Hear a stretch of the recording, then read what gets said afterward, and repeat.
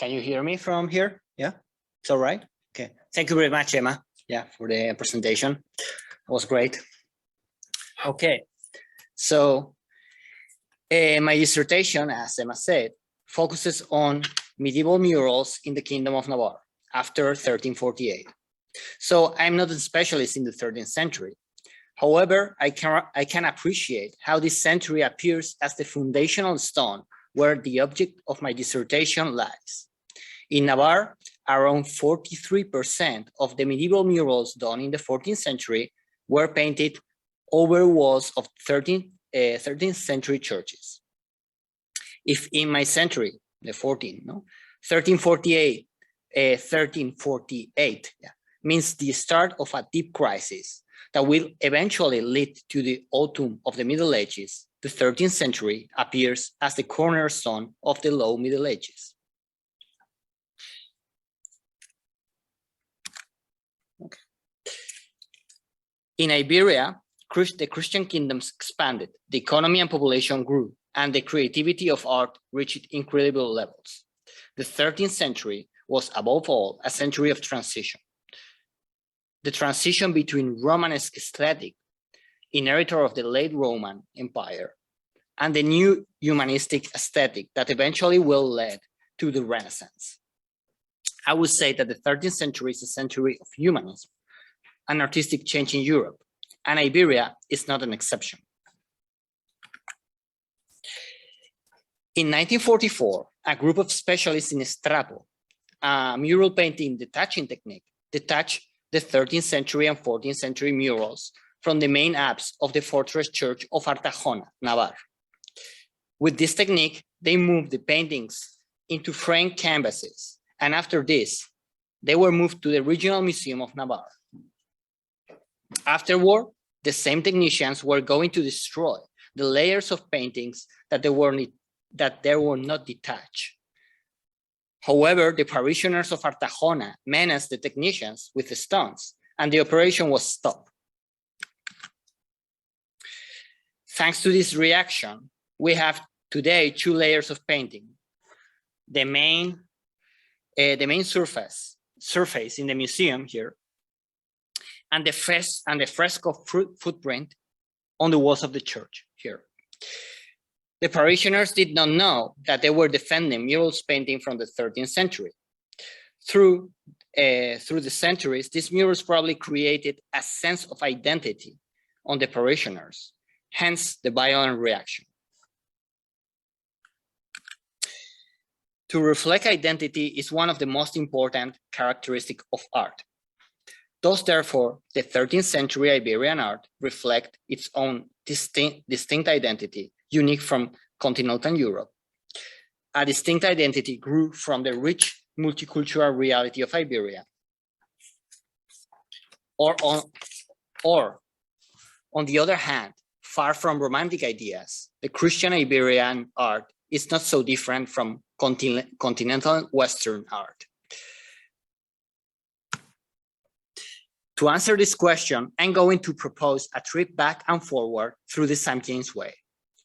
The most famous pilgrimage route crossed the north of the peninsula from east to west. 4 major routes started in France. Each of these routes passed by a major Romanesque cathedral that contained the relics of an important early Christian saint.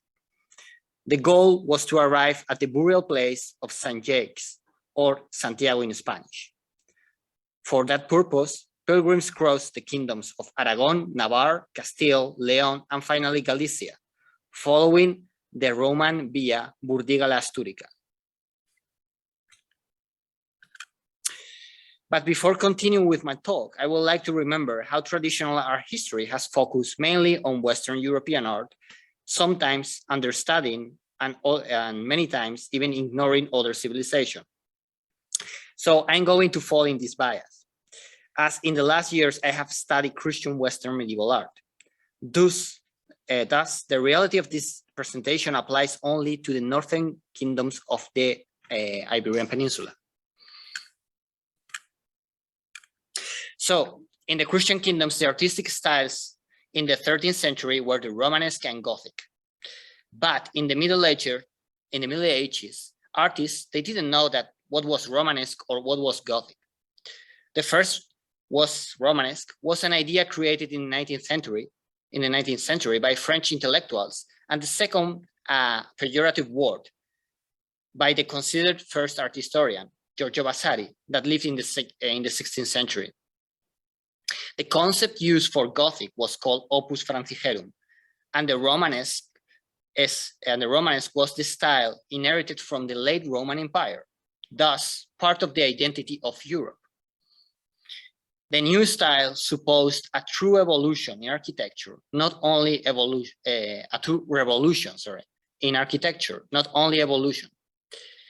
And revolutions are many times seen uncomfortable and hostile. The Church of Santa María de Roncesvalles represents the failure of the first Gothic style in Navarre. Built between 1215 and 1230, it was sponsored by the King of Navarre, Sancho el Fuerte, who later will be buried in the church. The church was built in a Ile-de-France style, following the last trends from Château under the rule of the Champagne dynasty. It has 3 naves divided by strong columns, a second level with triforiums,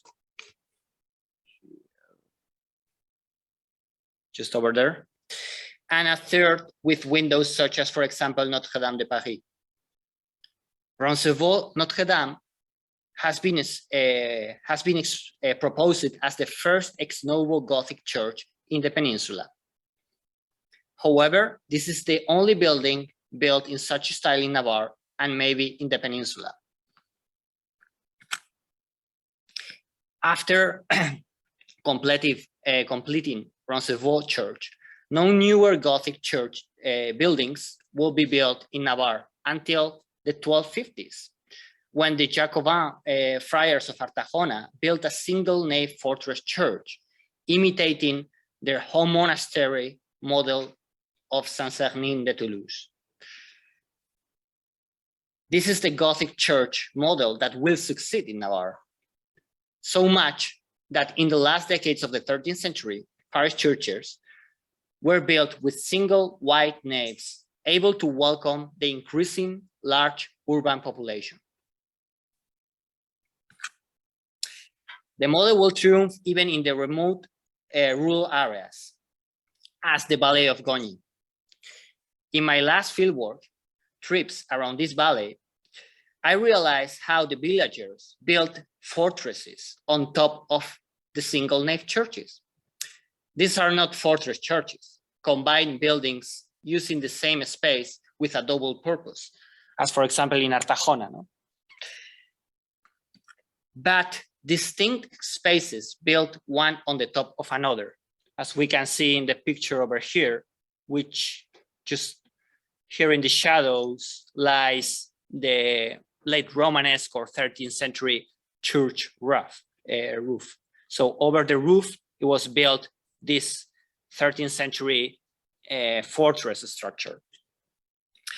My conclusion is that the villagers, under need of protection from organized thieves and brigands, built these fortresses in each church of the valley, in total 3. On the other hand, the Cathedral of León appears as an exception, the purest French buildings in Iberia, built in a pure Rayonnant Gothic style during the rule of the wise king of Castile. Their numerous stained glasses, some even still medieval today, create the most shining and marvelous Iberian Gothic spaces.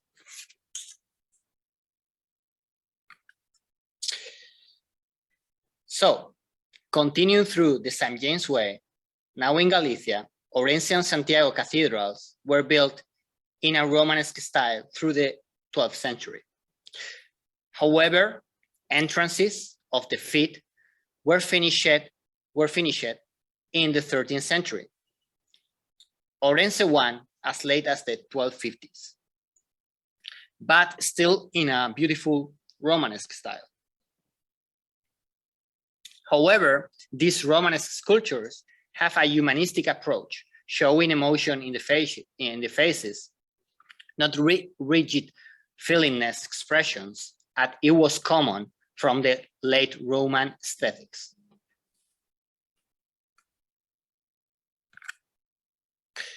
In the field of painting, I'm going to jump to the other side of the peninsula. The paintings of Sigena were branded as 1200 style or revival of the Byzantine style in Iberia. This style is characterized by the last Byzantine influence that arrived on the peninsula from Italy.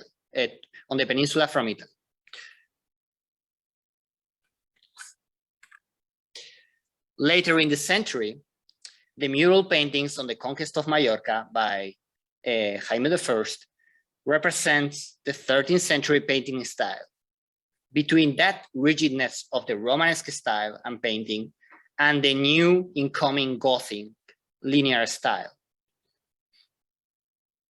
Also, here we can see knights with heraldic emblems over here. A new fashion introduced in Iberia during the 13th century, together with, for example, chivalry orders. Okay, so returning to Navarre, I'm going to show the abandoned paintings in a courtyard of a church in San Martín de Auza, in a remote valley in the north of Navarre. These have been classified as 14th century paintings. However, my guess is that these murals were painted in the 13th century. Over here. The hieratic figures, thick lines, and the chromatism in reds, browns, and blacks push me to this conclusion. The iconography represents the Virgin Mary twice in the two tiers, in the two different tiers, one over here and another over here. So one will be over here and another over here, that today is lost because this part of the painting was stolen with the strapo technique. As you can see, there is this space, this gap was stolen in the last 30 years. So the iconography represents the Virgin Mary twice in the section of the mural that has survived, the one over here. Well, and from here, I want to show also some conclusions on my research. I've been gathering all the scientific data on the different mural paintings of Navarre, from the 13th century to the 15th. So here we have the different pigments used in the 13th century mural paintings. And here we have the pigments used in the 14th century churches, and the cathedral also, and the cloisters of the Cathedral of Pamplona, when the new style, the Gothic linear style, arrived from England and France to Navarre. So the one on the top, there will be the equivalent of the paintings from Artajona, the first ones that I show, these ones. So we can see here a chromatism that is dominated by browns, reds, many greens also, yellows, some oranges. And in the not in the footprint, but in the surface layer that today is in the museum, we can see some blues, but there are very few blues. But if we compare these chromatids, these colors, with the 14th century paintings, we can see that in the 14th century, suddenly happened an explosion of blue color. In the 14th century, the most used color actually in this painting was blue. And this is, with my research, I discovered that this is because in Navarre, in the 14th century, they discovered a silver mine that had a lot of azurite, a mineral that was used to create a blue pigment. And in the Middle Ages, the blue was an extremely, expensive color. So the two sources were azurite, which there were in certain mines in Europe, for example, in Italy or Germany, and in this case, in Navarre, in a small mine in the Pyrenees. And the other source of inorganic blue was the lapis lazuli, coming from Afghanistan. That was extremely expensive. And it was called ultramar blue, or Acre, from the town, from the port of Acre, blue. And for example, this blue has been found in great quantities in the Cathedral of Santiago de Compostela in Pórtico de la Gloria. It's the only place in all Iberia that they found such blue in monumental painting. No? They found also in miniatures, but in Christian art and monumental art, they only find it in the Pórtico de la Gloria. So that doesn't mean that it was used in other buildings and in other places, but the only surviving Acre blue it's still in the Pórtico de la Gloria. So that means that how much, how important was the Pórtico de la Gloria for the 13th century, Iberian art. Of course, just another word in Acre blue, it was more expensive than gold, because I found some reading some documentation from the 14th century Navarrese king Charles III. There is a list of the prices of these colors, and Acre blue is more expensive than gold of that time. So again, turning back to the early 1200s, hieratic idealized figures were still predominant even in the royal circles. The illustrated Bible of Sancho el Fuerte show us a geographic scenes that might be closer to Carolingian art than to 13th century humanism. In the content, individualized signs, hagiographies start to be popular and central to the Christian faith. Some years before Voragines' golden legend was finished or written in the 1230s. So if we compare this Bible and these miniatures with the main miniature book of the 13th century in Iberia, Alfonso X Códice Rico, Sancho el Fuerte's Bible is extremely archaic too, though both were done with 80 years of difference. Among the many interesting scenes of the Códice Rico, I'm going to focus on one, about the intercession of the Virgin. The Codex is dedicated to the Virgin Mary. In this scene, the Scala Salutis, or the ladder for the sinners, the lawyer intercessor in front of the God judge, Christ, presents a breast, and here. She presents a breast to her son, to God. She wants to remember how he was once a little kid under her breast. For the 13th century Christian, the Virgin Mary is the only figure who can soften his son from the hardened of the judge, of the God judge. The rubric on the other side of these 2 pages says that no man has to doubt that God incarnate in Mary. Otherwise, we will not see the king that judges the bodies and souls. So here we have the idea, this late medieval idea, that Christ is a king on heavens, and he is also this judge. And the only one who can be the advocate of the souls of the Christian is is Mary, also John. But of course, for the Christian mentality, Mary was much more important than John. No? That John is over here and Mary is always in the right side of God. So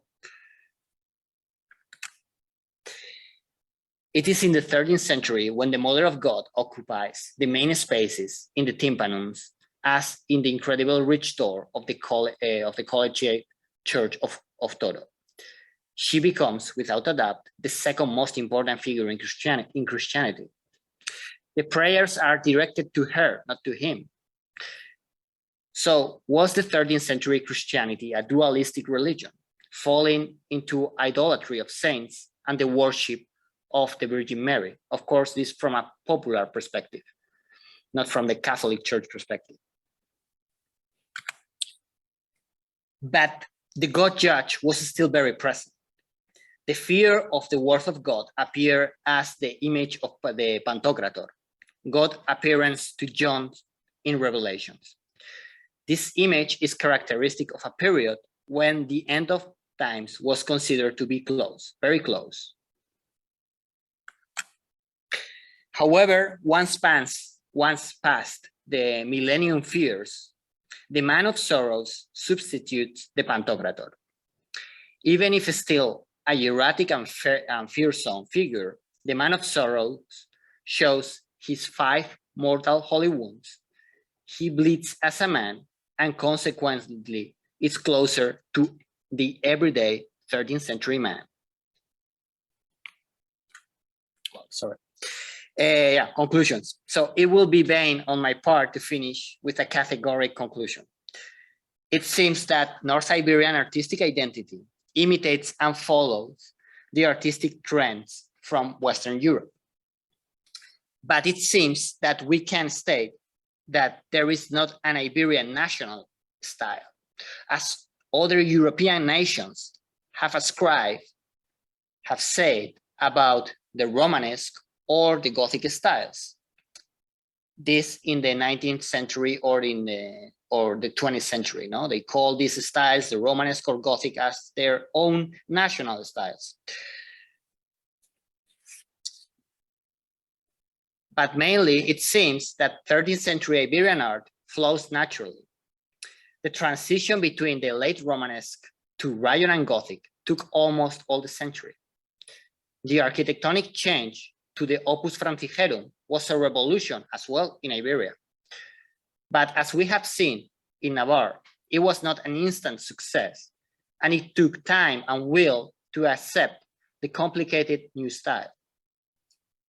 Maybe we can conclude by affirming that a slow revolution took place in the 13th century visual arts of Iberia. And now, yes, thank you very much.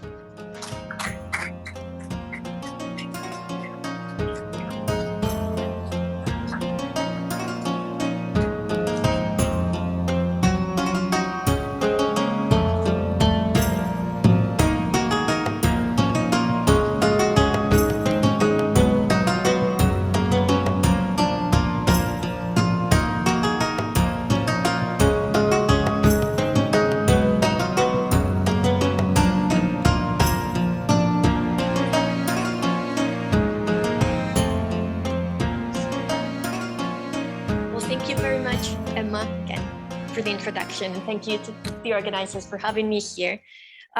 First of all, and as I always say, I tend to speak very for myself, so if for whatever reason you cannot hear me, just shout and I will try to speak a bit louder. Okay, let's go. So the cultural patronage of King Alfonso was Alfonso X was one of the most significant in the history of the Spanish Middle Ages. In a political context that wasn't always on his favor, Alfonso commissioned some of the most exquisite illuminated manuscripts, which transmitted works with a clear didactic intention, as we can see by the use of the Roman languages of the kingdom, such as old medieval Spanish or Galician Portuguese. although his eagerness to promote the translation and writing of works of different sorts was already present since before he became the king, the physical materialization of the literary work he encouraged became particularly important in the later years of his reign, when he commissioned various richly illuminated manuscripts. For instance, the 1270s saw the creation of luxurious manuscript copies of two of his main scientific works, both written in medieval Spanish. First, the Lapidario, or lapidary, compiles all the knowledge about different rocks and their properties, including their connection to different constellations. You can see there. Secondly, the Libros del Saber de Astronomía, or Books of Wisdom of Astronomy, aim to collect all the astronomical knowledge of the time, and in order to serve as a sort of manual for astronomers. This manuscript includes detailed textual and pictorial descriptions of how to build instruments, such as you can see here, an astrolabe. I don't know how to pronounce it properly, but you know what I mean. That. There you have another one, and also clepsydras, or water watches, water clocks, and the such. Unfortunately, this manuscript was heavily mutilated at an early stage, probably I think it's in the 16th century, and then during the Civil War, resulting in the loss of most of the illuminations that represent the constellations, but thankfully we do have those in the Lapidario that I just mentioned before. Moving forward, at the end of his life, in 1283, in the city of Seville, the king commissioned a treaty of games called the Book of Chess, Dice, and Tables, which relied upon Arabic sources to describe different games and strategies. One of the most interesting aspects of this manuscript is the representation of different types of players. We have nobles, we have knights, we have females, ladies over there, but we also have Muslims, Muslim people. And also, it is interesting that it represents how each type of game suits different people best. So for instance, chess is a game of strategy that nobles would play, whereas dice rely on luck and fate and chance. So no intelligence or measure is needed. You can see there that they bet everything, and they've lost their clothes, so they're half naked because they don't have enough measurements to not do that. Anyway, apart from his scientific works, and as Elena has already mentioned in her talk, the king promoted the writing of the Historia de España and the General Historia, once again written in medieval Spanish.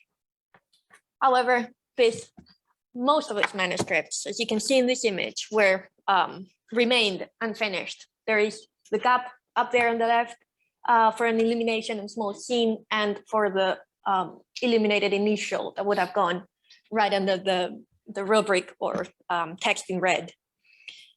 Last but not least, and Eneko has already kind of spoiled the surprise, there are a series of manuscripts of religious topics showcasing a collection of poems to the Virgin, which is the very famous Cantigas de Santa María.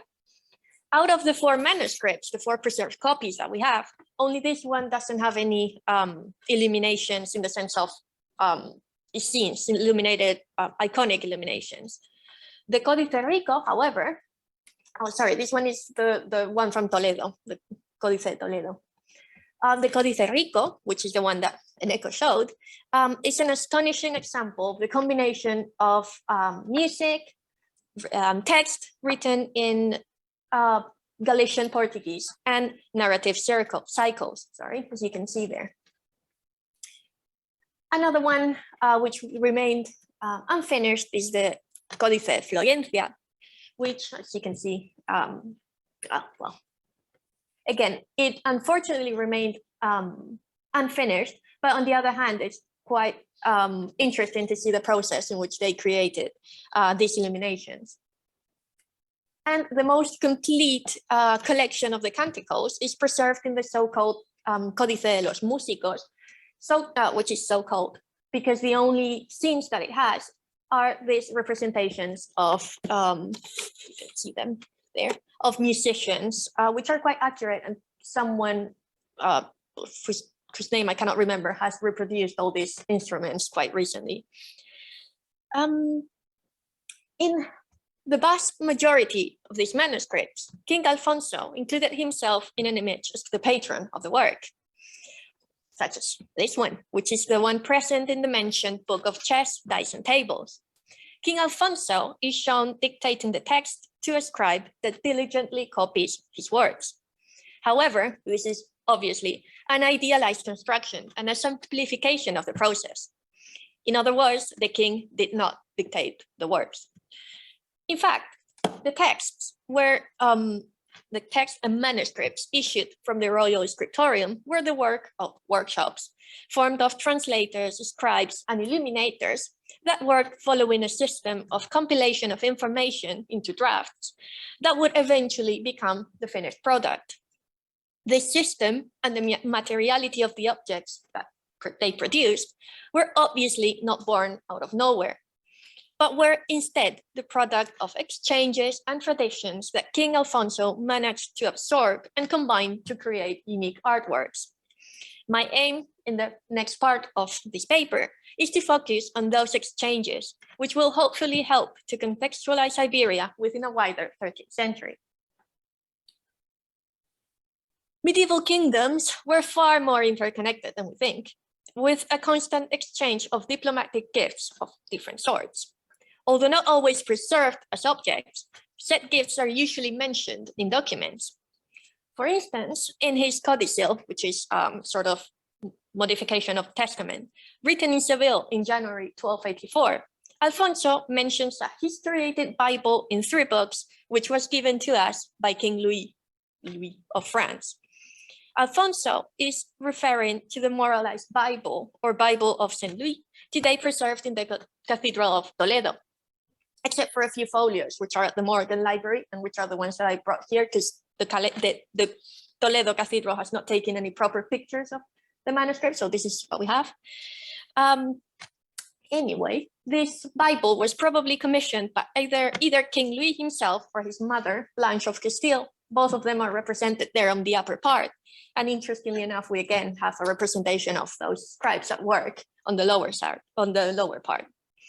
The 3 volumes, richly illuminated, present a huge number of scenes enclosed within circular frames and coupled, paired into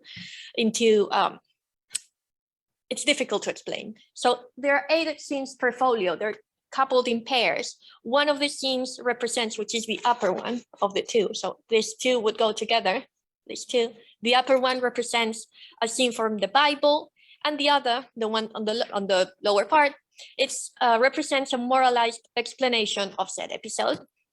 And next to it, a description of what is going on in Latin, although some parts are also translated into medieval French. These books probably influenced the manuscript production of the Alphonsine entourage. For instance, in those upper titles on the upper margin that would become characteristic of the works issued from the royal scriptorium of Alfonso. The Bible of St. Louis is not the only book that Alfonso mentions in his codicil. Besides other unspecified books, let me see, there, and another Bible, Alfonso also explicitly mentioned the 4 books that they call Mirror of History or Speculum Historiale by Vincent of Beauvais, made by order of, once again, the King Louis of France. Although we have not preserved these books, these ones are just some random copies, 13th century copy on the left and a 14th century royal copy on the right. It is quite evident, we can imagine that they must have been very luxurious works if they were mentioned by the king in his testament. And also, we don't know when either of these manuscripts came into the Castilian court, but they were already there when the king died in 1284. That's the only thing that we know. Alfonso's connections to other kingdoms were not restricted to Europe. We have documented visits from embassies coming from Cairo, for instance, which brought many gifts of different nature. Although books are not specified, it is not far-fetched to think that they were included among the gifts, given that Alfonso was a known bibliophile. It is probably in such a way that a copy of the Makamat al-Hariri came into the Castilian court. What is evident is that the artists working on the cantigas had seen an illuminated copy of this work, given the close similarities between some of the scenes of the cantigas, like this one, and some of the illuminations in the Makamat. This leads me to another quite evident, but not always acknowledged source of manuscripts, which is Al-Andalus. On the one hand, the work of translators in Toledo and other cities in the Iberian Peninsula allowed access to numerous works in Arabic. On the other, the conquest of cities such as Córdoba, Seville, or Murcia would have given access to Arabic, or to libraries full of Arabic manuscripts of great quality. One example of this amazing manuscripts, which has unfortunately since disappeared, was a 9th century copy in Greek of the Materia Medica by Dioscorides. I tried. That Byzantine Emperor Constantine VII sent to Caliph Abdurrahman III.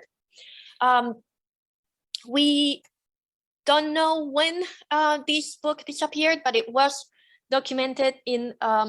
It was documented that an illuminated copy of the Materia Medica was burned in a fire of the Escorial monastery. So yeah, probably it was this one. The Alphonsine workshops certainly knew the text of the Materia Medica, as shown by the fact that there is a big influence in the Lapidario, both textual and pictorial. In that sense, another very heavy influence in the scientific works of the scriptorium was the Book of Fixed Stars, which most certainly circulated in Toledo. It is an adaptation of Ptolemy's Almagest made by the Arab astronomer Al-Sufi in the 10th century, who took the Greek interpretation of constellations and adapted it to the Arab tradition. This manuscript that I brought here is the earliest copy that has survived, and it's here in Oxford. For instance, in here, what you can see is the constellation of Perseus, which in the Greek tradition would have been holding the head of Medusa, but in this case, in the Arabic tradition, it is holding just the head of a monster. And we can see that this same idea is the one that is taken for the Lapidario. Is once again Perseus holding the head of a monster, not of proper Medusa. And this influence is equally evident in this example, such as in another example, such as Gemini. Another interesting aspect of the manuscript production of the court of Alfonso is the book loans requested to several monasteries. There are no pictures in this one, sorry. A document from Santo Domingo de la Calzada, dated in 1270, records the request for books made to the monasteries of Santa María de Nájera and that of Albelda, explicitly mentioning that they would be returned once they had been copied. The works loaned were all of historical character, meant to be used for the drafting of the Historia de España and the General Historia. These are the ones that we have preserved and we have documented, but it's interesting to think of all those loans that went unrecorded. But yeah, that's the sad life of the medievalist. Lastly, I would like to point out the series of books and the manuscript tradition that the king must have inherited from his parents and from the royal collection. On the one hand, during the reign of Fernando or Ferdinand III, there were various authors of importance that wrote texts of historical nature, such as Lucas of Tuy with his Chronicle Mundi, or especially Rodrigo Jiménez de Rada with his De Rebus Hispaniae. Both works were heavily used as sources for Alfonso's historical works. One aspect that has barely been addressed by existing scholarship is the inheritance of the books of his mother, Beatrice of Suabia. When Beatrice came to Castile in 1219, well, before Elena did mention Beatrice, she was, I'm not gonna get it because you already explained who she was, so yeah. She came to Castile in 1219 to marry Ferdinand Fernando, the future Fernando III. When she came, she certainly brought with her objects and artifacts from her native entourage. One such example of something that she could have taken from what is now Germany, and which has been addressed by Laura Molina López, is the pillow found in her grave when it was opened in 1948, when these photographs were taken. So that's why they're quite poor. The tombs have not been opened ever since, so that's why we don't have any better images, unfortunately. One side, well, you can see that one side depicts a sort on the left, animals within roundos, and the other one, here is a detail. You can barely see it, just trust me. What Molina López, so this shows what Molina López interprets as a courtly scene with a woman holding a flower and a man holding a falcon. If you look at it long enough, you can see it, I promise. This kind of iconography has been linked to works made in the imperial entourage of Frederick II, which was relative of Beatrice. It is therefore highly likely that the future king also brought with her manuscripts in her journey from what is now Germany. However, again, as I already said, there are no studies on this matter that have, for now.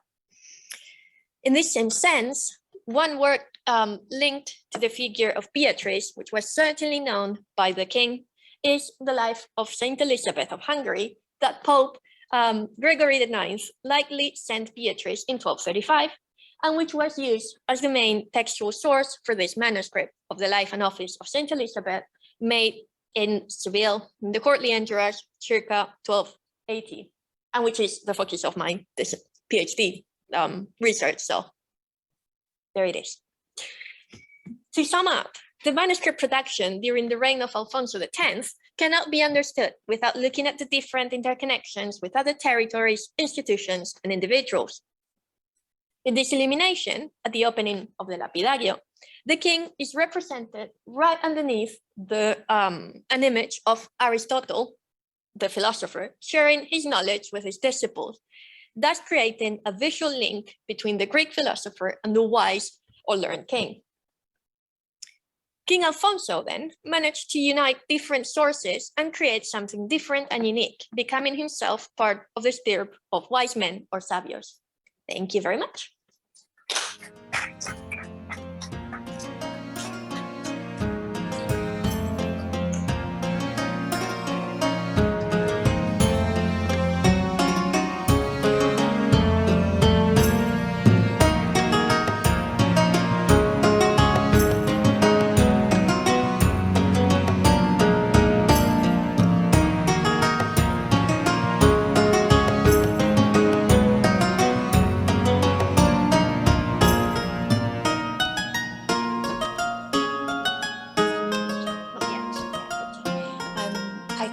Maybe while we wait and see if anyone is going to kind of connect with in the chat room, I wonder if there's any questions that from the floor that you'd like to direct towards Maria or Eneko.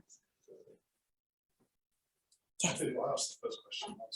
Someone else's. Can I actually ask? Yes.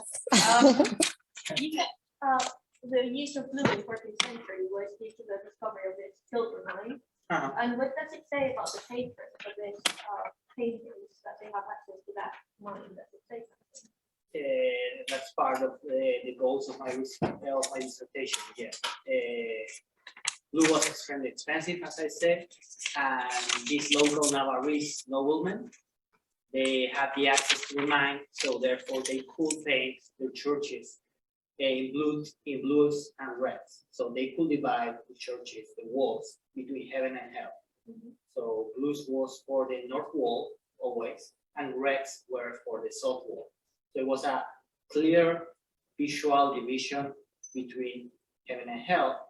And of course, these noblemen, they buried themselves towards the north wall. Who owned that mine? Where those silver mines, were they? The king. But the king was looking for silver.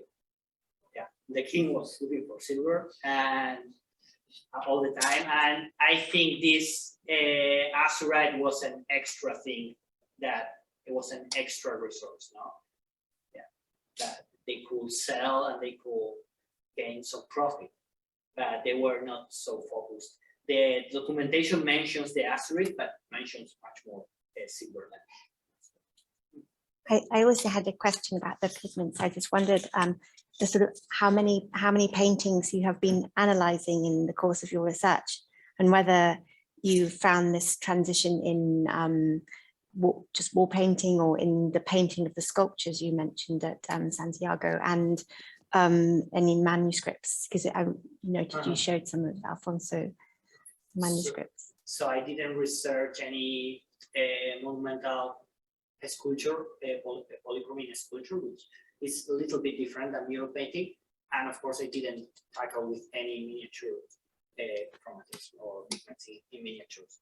But on mural painting in Navarre, there are nowadays, from more or less the end of the 1990s, they have been done around 20 laboratory scientific research on different mural paintings. And from those, I gathered all the data, and that was the graphics that they show. So around that, yeah, it's this clear transition between Romanesque, stylish, mural paintings that they don't have any blue almost, the Gothic, the plenty, 14th century style that has all the blue. How far was this? Where was the silver mine as well? That was my other. The silver mine? Yeah. It was it's the silver mine of Urrobi. It's near the Pyrenees. It's actually very close from Seville. It's just like 50 kilometers from there. And thank you very much. For now, we have questions, so we should. Just a follow up the acre blue. I'm really fascinated by it. Could you? That's why Could you perhaps just, what do you see as the significance of the fact that Compostela is the only place to have that particular? we have that it remains. That remains, okay. Because there are some I didn't mention it, but there are some remains in I think in a Muslim palace from the area of South Catalonia. There is still some remains over there of acre blue. That, and in the royal chamber of the King of Navarre at the end of the 14th century used this acre blue. But those are some documental remains. And there's also some, of course, remains in miniature, in different illustrated books. And in monumental painting and in sculpture, we have the very good example of Santiago. And the quantity of acre blue over there is amazing. So they use a lot of acre blue, and this means that they didn't dilute it or they didn't mix it with other colors. They use pure acre blue. That means a lot of acre blue and a lot of money. And I mean, it will be interesting to compare it. It's not my field, it's not purely my field, but it will be interesting to compare it to other examples in Europe. And probably Santiago de Compostela will be one of the places with more acre blue in Europe. And what do you think the significance of it is? Does it carry an immediate indicator of Easternness, or what do contemporaries see when they see that? But there's obviously the value, and there's a sense of something that is. I think it's the link, the direct link between the color blue and the pureness of this strong, very saturated blue with the kingdom of heaven and with God. As there is this relation, this historical relation between the color purple with the emperors, especially with the emperors of Rome. So that there is that close relationship done in the Middle Ages, in the Low Middle Ages, and we have to remember that it's during the period of the Crusades when the kingdom of Jerusalem is still over there, it's still active, and the court of Acre is still active, I think at the end of the 13th century, if I'm not wrong. Yeah. So that's why it's called acre, because it comes from acre. So it originally comes from Afghanistan. They don't know that. Goes all the way from Afghanistan to acre. But it's this exclusivity that they also want to show, no? That this the Portico de la Gloria is painted with acre blue, and that's only worthy of a real Christian space of Santiago, no?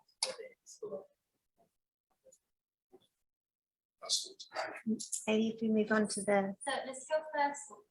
Let's go first to John because he has his hand raised. So John, if you want to just. Hi. Okay. Hi. Thanks. I didn't quite catch everything that was being said in the last discussion, but my question really is for Eneko, although others may have comments as well. I'm obviously familiar with Iberia as being at the forefront in the adoption of Romanesque style. One thinks of great monuments like Ripoll and so on that reflect that. Little surprised, I hadn't fully realised how slow the transition to the what one thinks of as the Gothic style in the Iberian Peninsula actually was. And I was wondering, which I think you've partly addressed already, the extent to which that was true of all media. But more particularly, my question was, I don't think you suggested why that transition was a slower, more gradual one in Iberia. And forgive me if I missed your comment on that, but do you have a view as to why this transition does seem to come later? Is it related in some way to some kind of intellectual differences or divergences of intellectual opinion associated in the relationship between art and religion, for instance, at the time? What do you think is going on here? So I think different art historians, so they can give you a different answer. My answer is going to be very materialistic. I like to be materialistic as for example, in the case of Louis Navarre, the access to a silver mine gives access to paint the churches blue and red between heaven and hell. So that's because existed that material. In other parts of Europe or in other kingdoms of Iberia, there wasn't. So an easy access to blue. So in this case, there was a slow process by the architects and the masons to learn the new style that came from France. So that style was evolving slowly. And for example, I know very well the Kingdom of Navarre. So by the end of the 12th century and the beginning of the 13th century, there were all these big Romanesque projects going on. So they were still built in Romanesque. For example, the Cathedral of Tudela, no?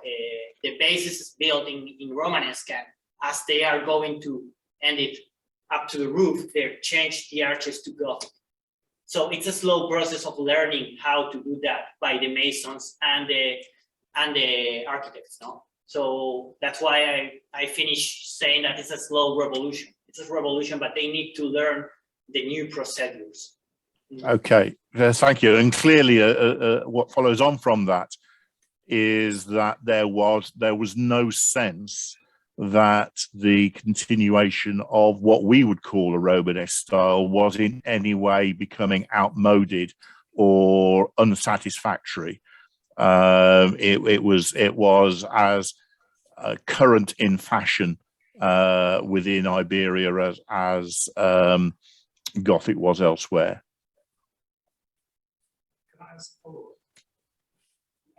Because one of the things that's happening is the frontier is moving. And I have the impression that when that frontier is moving, your new churches are actually converted mosques. So you haven't got the demand for building in the Gothic, because you simply take a mosque and Christianize it. You may paint it, and I accept that. But of course, then you demolish the mosque, or you replace it with some, or you paint it. You paint over the Gothic later on. Yeah, the great example is the Cathedral of Toledo. Seville, even. Yeah. Seville, I think, is a great example of that because it's It's basically the structure of a mosque. And then later on, they just attached over all the Gothic area. So I think that's a really good point. But those are ex novo buildings. Those are buildings that are built from zero in the 13th century. And they are very important buildings also. That's a question. They are cathedrals. Good. So the king is behind that. Maybe I'm interested in parish churches, no? So Absolutely. parish churches, there's still the Romanesque, the presence is very strong until the end of the 13th century. I think on that is way more notorious in the north of Spain, because in the south you also start seeing 12th, early 13th century small churches. There is still conversions of mosques, so I think there is also a north-south vision there. That is quite interesting. As I mean, your area is actually the old Christian area, Exactly. whereas the new area is. yes. I'm quite ignorant on if you go down Like from the people from the south cathedrals and and the the north, it's a problem we have in Spain. I think in the south we don't study the north enough, in the north we don't study people don't study the south enough. We have a problem. We have a problem. Are there any other questions? Yes, there is a question for Maria. Have you studied royal manuscript influences between Castile and Aragon in this time period? No, I haven't. That's a very simple answer. I thought about it and then I didn't have enough time, so no. I have a question for you as well. Well, the first one was when you were looking at the pillow of Beatrice of Swabia, and you can Sorry, it was the pillow of Beatrice of Swabia, basically, and you can see that it's embroidery, and you can see that it's definitely from Europe. And I just wondered whether you think it's a piece of Opus Anglicanum. I am not sure. I'm not an expert in textiles at all. Might be worth looking at, because it's not unlikely that that high status embroidery wouldn't have come from the UK, from London. It is, so Alfonso had, was probably a piece of Opus Anglicanum sent by his sister, who was Eleanor of Castile. So yeah, And there's Opus Anglicanum to later, but I think that's probably commissioned more directly. Yeah. But I just wondered if it's worth thinking about. yeah, thank you. And I will look into our organization and ask that question. Thank you. There's a question up there. It's just regarding the actual by Alfonso, because obviously with that show authority through that. I was just wondering in your opinion, what did the manuscripts, especially these, not just the illustrated manuscripts, they Alfonso's reign and his actual political authority? Describes him as a bibliophile and trying to show himself as the wise man. Is that it's hard to have displaying some knowledge and things? I was just wondering your opinion. I'm quite afraid of answering this out. Angus and Elena probably know a lot more about Alfonso's ideas than I do. I study things. But I do think it's interesting to think that most of these manuscripts were made in the later part of his reign, when he was like everything was already falling apart from 1275, and then the Cantigas, the Book of Chess, they were finished in Seville when he was alone in that city. So I think he did have a very clear didactic intention with his books. They were all Spanish or Galician, Portuguese, kind of not in Latin. But I don't know to what extent they were used as symbols of power as such, the actual material objects, because it's true that the texts, they do work toward creating this idea of higher, everything that Elena said. Contributing to that, the simple fact that the Historia de España and the Historia are written in Castilian are important, because first you're writing the story of the Iberian Peninsula, the whole Iberian Peninsula, by your language. You're not using Latin anymore, so that's already a problem. And I think that can be seen a lot, like for example, using Galician Portuguese for poetry. That thinking and meta thinking of what language you're going to use for each purpose has any.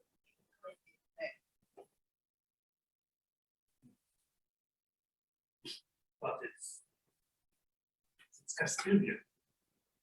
It's not generic. That's sort of thinking about. I mean, I was going to make a comment about the illustrations that you were showing, because Alfonso is depicted.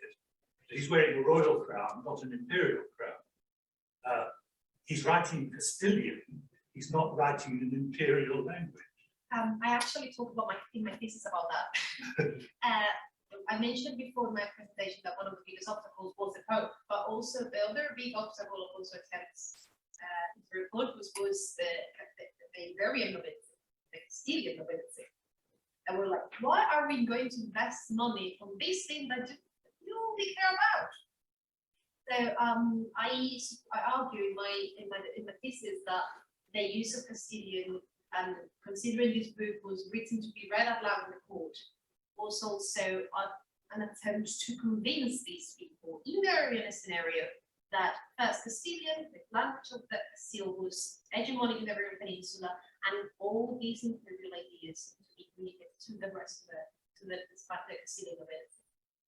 So that's one of the things that got me in arguing that, but also other authors like Inés Fernández Antonio has been also arguing.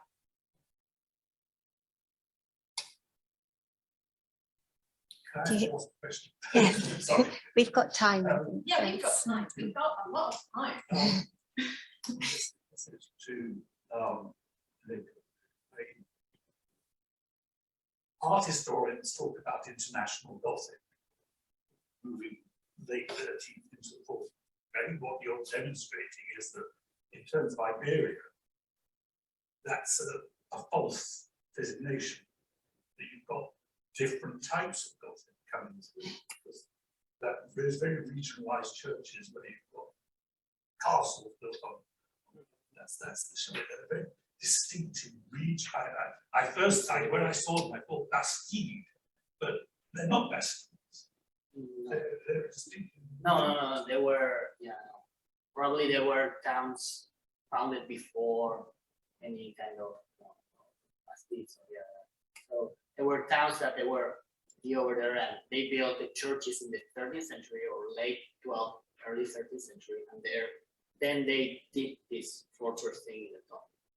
So about the international, the Gothic thing is, the styles are very tricky. That's why I wanted to be clear with that Romanesque and Gothic, they are modern conceptions. No? So if we travel in time back to the 13th century and we ask, you are building a very beautiful Gothic church. Gothic what? What's that? So they were just building in a style that was coming from France, and they considered very innovative and very trendy, And the Romanesque was the style inherited from the Roman Empire. So it was basically the style that Western Europe has seen for centuries now. And I mean with this that Romanesque is this direct inheritor from the late Roman Empire art, as Romanesque art of the 12th century is a direct inheritor from the 4th century late Roman Empire art. For me, there is no break in between the late antiquity and the Middle Ages in the aesthetics. No? The break is in the late Middle Ages or in the 13th century, for example, when this new humanist approach takes over. So what was your question, sir? Well, I just think it's like, basically, you seem to be chat. I mean, in a sense, overthrowing, and I'm not disagreeing with the overthrowing. This sense of an international Gothic, a sort of art historical concept that has to be applied to the later Middle Ages from about 1200 onwards. Yeah, so I think that we can make an art history has created a trend between the cathedrals or the big monasteries, in all the different kingdoms of Europe. But when we go down to the parish church, and that's a new field a new field that is taking root in England, by English scholars to study the parish church. as an object of study. Different from the cathedrals and different from monasteries, the parish church itself. And we can see how these different styles, they were adapted by the locals to the local needs. No? And I think the examples of the Valley of Goñi are perfect.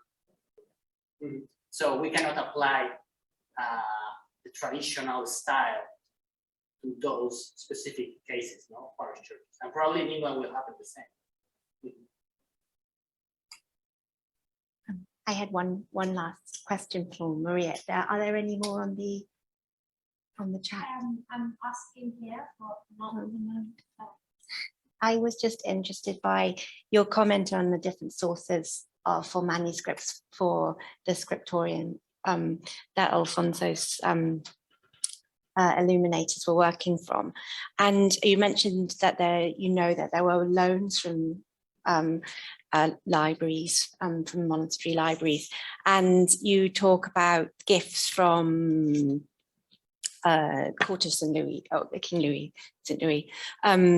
I just wondered, is there any evidence that they, you talk about Cairo, and I just wondered whether there's any evidence in the inventories whether copies were being requested from the Mamluk court, or whether you think they might have been gifts, or whether they were being sent for. And don't think there are any inventories or anything at all. There are no documents. The only loans that we have documents of is just the one that I showed. The gifts from St. Louis come from his testament, and we do know that embassy from Cairo mentioned that they came with a lot of gifts, but it doesn't say what they were. But I do think they must have come through that way. So there must have been, for instance, Muhammad, there must have been a copy that came as a gift for you, or maybe it was already in London and circulating. That's because I think Jean de Genvis talks about the books being sent by St. Louis to the Mongols as part of the as part of the gift exchange. So I spoke, I just was interested. I have a question for Maria, the last one. So you show us all this wonderful heritage, of Alfonso X on manuscripts, and I was wondering if these manuscripts are today, most of them kept in Spain, in Escorial, for example, or the different manuscripts that you show us that Alfonso had in his court, they've been scattered during the centuries to different parts of the world. It's a whole conference in there. There are mostly in Spain. Well, one of the cantilas is in Valencia. Okay. I think they're mostly in Spain. Yeah. The cantilas, especially these Muslim ones are still. No, the ones that I showed here are actually, most of them are not kept. We have not preserved them, or we have not identified them as being part of the library of the king. The ones that I have shown are just like examples from, for instance, the Muhammad is in France, so it's kind of like all over the place. So it's books that we know that the king knew of, but we don't know which copies exactly those were. Okay. And like it happened with the Mirror of History, we don't know which 4 books those were. Okay. Those books of history, because I've been researching the bill of the introduction of the Senate in the Peninsula. As you said, they are in the Testament. They're mentioned, but we don't have very clear if they mention the 4 books of the Senate Speculum Maius or the 4 books of the Speculum Historiale that is Speculum. But have you read anywhere, because that would be life, great life in my life. Have you read anywhere anything about these cases from some of these books about dates? Because I need them in my life. Because I've been reading, haven't found anything. Yeah, I was wondering if maybe you read something. So one day. And how he get access to all these, especially the exotic books? So I get gifts, gifts from other kingdoms. Again, the cities of Seville, the bill was not very close, 48. Okay. Also, just imagine those. The libraries were there. There were books circulated in Toledo, for instance, to be translated. So they were already in Iberia. All these Yes. manuscripts. Any other questions? We still have time. I've sort of got a question. I'm just sort of musing really. It links back to Elena's paper in some ways. Maria, what do you think the kind of the value to Iberians in the Christian North is of accumulating books? You know, is it, what does it say about their kudos, or can it in some way reinforce imperial credentials if they have Hebrew books as well? Yeah, I mean, as I said, the Materia Medica, the copy that was in there was probably in Greek. So it came from the Byzantine Empire, Byzantine Empire. So I think, I guess Alfonso was able. It doesn't really matter if it was Arabic or not, but he could tell that they were books of luxury and books of value. I do think it is such a big topic, but I don't know what to say. But I guess it has to do. It must have had something to do with this idea of power. We do have, well, Fernando III's grave tombstone was in the 3 languages with that same idea. So I guess Sicily too, like them. yeah, Sicily has that same coexistence of different languages and cultures. That's what I can say. I think there is a lot of that after Renaissance of the 12th century. There is this encyclopedic aspiration by a lot of moderns, and I think Alfonso is a really good example of that. That if it has knowledge, I want it. Yeah, And if I can compile it and make it mine, I want it to.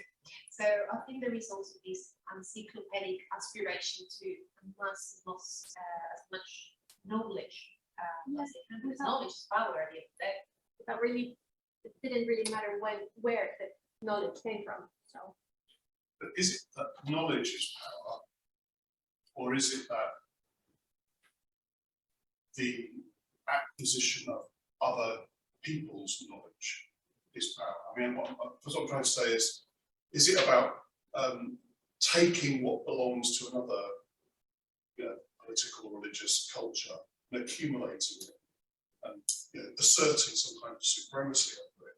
Or is it about a desire to engage with knowledge for knowledge's sake? And I suppose it's a kind of. I think it's more a very Roman thing to do. Getting something from a place, make it yours, Right. Transform it. So I think it's a very Roman thing to do. Appropriation and adaptation. I mean, that's the reason why the Roman Empire succeeded for so long. They didn't go to a place and say, well, this is my culture. You have it. They adopted, adapted, and appropriated other cultures and adapted to their own purposes. And I think Alfonso does something similar with knowledge in this sense. Appropriate and also make use. he did with the Royal Chapel, the bill. That works. That works up to a point. It works. The architect, when you get Pedro I, walking straight into a Muslim building, into Quranic inscriptions on the wall. But I don't think it necessarily works so well with texts unless you're going into translation, because if it's something you can't actually mentally appropriate yourself, use yourself, if it remains alien, then you can't appropriate it. Oh yeah, you can You translate can it to possess adapt it. You can possess it, you can't appropriate it. But That's what I was appropriate in the sense of when you translate it, you change it and you adapt it, and then you appropriate it. It's the process of translation that makes the product. But that's part of the continuation of the 12th century, because Yeah, definitely. it struck me there's a lot of that continuity precisely in Alfonso. Oh, yeah, definitely. I think Alfonso X was a man of the 13th century, following just the Renaissance of the 12th century and being way in vogue in many of the topics. So, yes, definitely a continuation. The bats. He's also making himself the caliph, the cardinal called. That's some Well, nasty situation. well, Ibn al-Athir refers to Alfonso VII as the little sultan. Yes. So, which is clearly suggests a sense that there are different traditions of power. I think actually though, binaries is it knowledge for its own sake, or is it appropriation? But it could be both. Because Alfonso himself he lived in Murcia for a long time as a prince. It was a place which has only recently changed hands. I believe. So he was himself he was intellectually curious, and therefore imbued in an intellectual spirit, which was not all that strange in the place after all. I mean, I don't know, if the King of England had large numbers of books in Arabic in his life, that would be, but it's probably not so unusual, or at least as unusual in the case of a but it's also the case that even to this day, I'm sorry, you asked a question about the physical value of the book or the demonstrative power of the book. To this day, El Escorial has an extraordinarily large collection of books in Greek and Hebrew, which are almost never examined. Nobody really knows them. And that we're talking about Philip II, and that's not Alfonso. That's at a very different time, and still, that I think does represent both of those things, both appropriation and intellectual.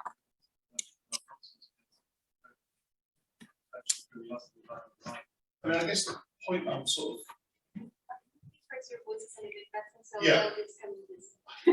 I just raised I'll the microphone project. as much as I could. I think the thing I'm trying to work through is it the text within the manuscript that is of interest?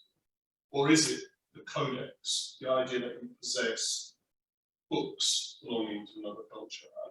I think it's both, because they are translating the text and they're using those texts as sources for his own books, like Book of Chess and all those. But then they're also using the illustrations, the illuminations as sources. So it's not just the text, and they value the codex itself as well as a piece of art or inspiration, at least. In terms of Alfonso, personally, I mean, thinking that just things that bounce around, he's also in some ways mirroring Frederick II. Right. He's being a spring. Yeah, definitely. He's a total continuator of this token. And actually, as she mentioned before, the influence of his mother was essential in that. And she probably wrote books. Alfonso's and Brooks' educations were totally different to what it had been traditionally before, because they were influenced by their mother's education in Germany. So definitely there is a continuation there, especially in terms of imitatio. And on that, and just this is the other thing that's been humming away since you mentioned the Romans and appropriation earlier. Hussein Fancy's book about the use of Muslim mercenaries in the north by Christian rulers. I'm sure he talks in there something about it being an expression of imperialness, and because of the way that this is harking back to the way that in the Roman Empire, conquered peoples, quote unquote, would be deployed in the military. And so How do you second things separate the capital empire in general? Or is followed by this?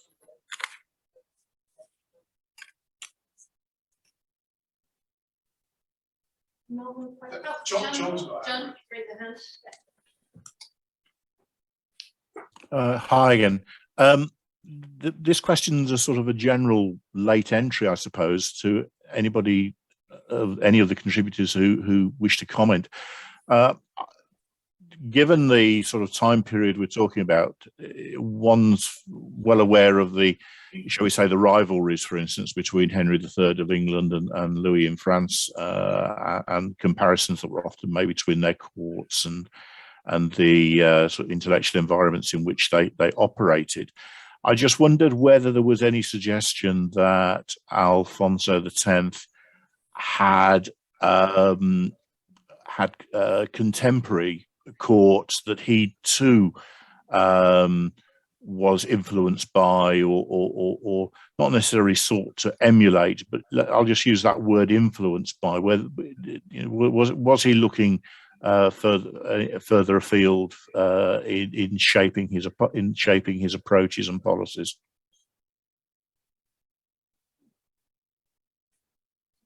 Okay, let that pass then.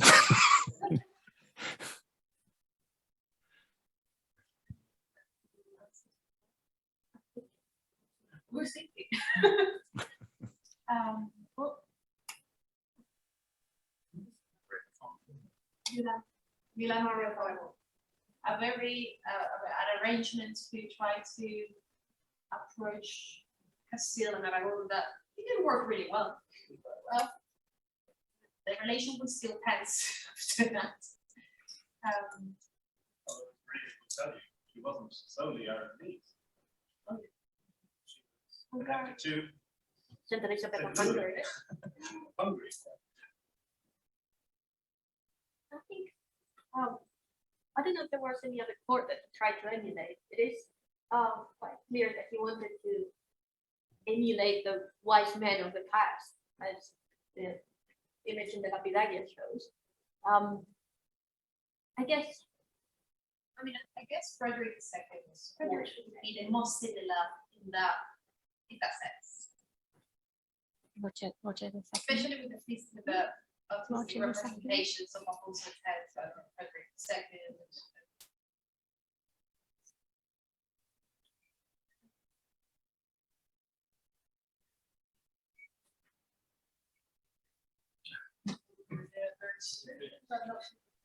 Any questions? Not in the chat. Any of the viewers wants to ask something? This is the time.